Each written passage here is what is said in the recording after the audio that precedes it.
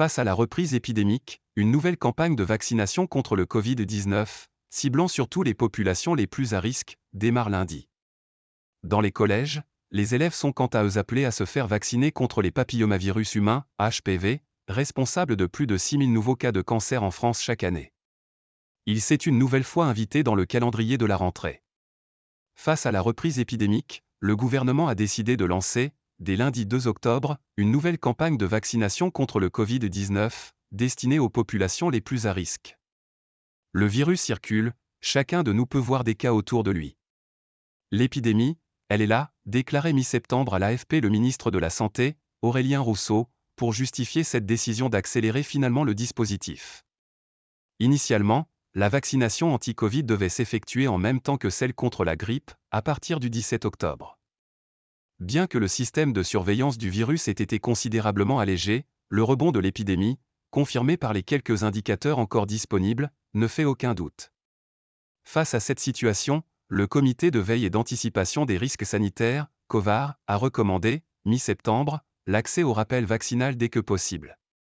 Celui-ci ciblera essentiellement les plus de 65 ans, les personnes fragiles, atteintes de comorbidité, les femmes enceintes, les résidents d'EHPAD ou encore les personnes au contact de personnes fragiles.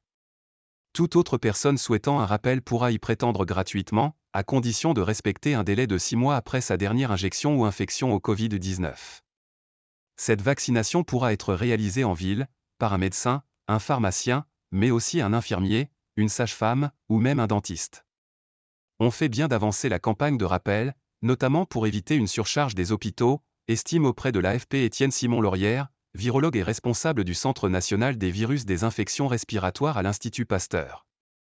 Pour cette nouvelle campagne, les vaccins à ARN messager, ARNM, adaptés aux variants XXB.1.5, sous-variant d'Omicron, très répandus, sont préconisés en première intention, quel que soit le vaccin administré précédemment. Ils devraient être plus efficaces contre les différents variants circulant le plus actuellement, notamment EG.5.1. Les vaccins mis à jour devraient permettre de mieux cibler les variants qui circulent aujourd'hui, mais d'autres soulignages ont déjà émergé depuis leur conception, relève Étienne Simon-Laurière. Parallèlement à la vaccination, les autorités sanitaires continuent de recommander les gestes barrières, essentiellement en cas d'infection. Mais ce message semble moins entendu, 3 ans et demi après le début de l'épidémie. Vaccin contre les papillomavirus au collège. Autre campagne vaccinale lancée ce lundi, celle contre les papillomavirus humains, HPV, fait son entrée au collège, d'abord pour les élèves en classe de 5e. Longtemps réservé aux filles, ce vaccin concerne désormais également les garçons. Une extension nécessaire à la fois pour les protéger de certains cancers et pour espérer in fine éliminer totalement ces maladies. En France, la vaccination anti-HPV est recommandée chez les filles de 11 à 14 ans depuis 2007, et chez les garçons du même âge depuis 2021.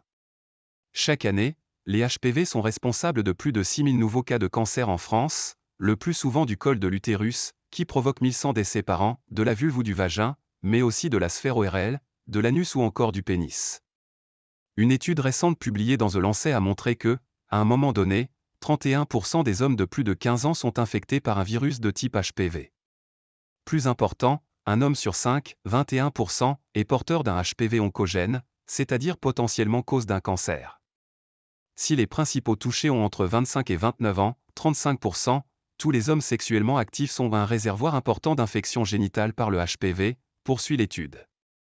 Cette méta-analyse du Lancet confirme des éléments empiriques et théoriques, le virus HPV se trouve partout, il est extrêmement transmissible, commenté début septembre à l'AFP Emmanuel Ricard, porte-parole de la Ligue contre le cancer et médecin de santé publique. Selon le Centre international de recherche sur le cancer, cité par The Lancet, environ 69 400 cas de cancer chez les hommes causés par le HPV ont été recensés en 2018 dans le monde. Vacciner les garçons présente donc un premier bénéfice évident, l'injection les protège directement contre les cancers et verrues de la sphère anogénitale, pénis et anus, pour lesquels l'efficacité du vaccin est déjà établie. Avec AFP.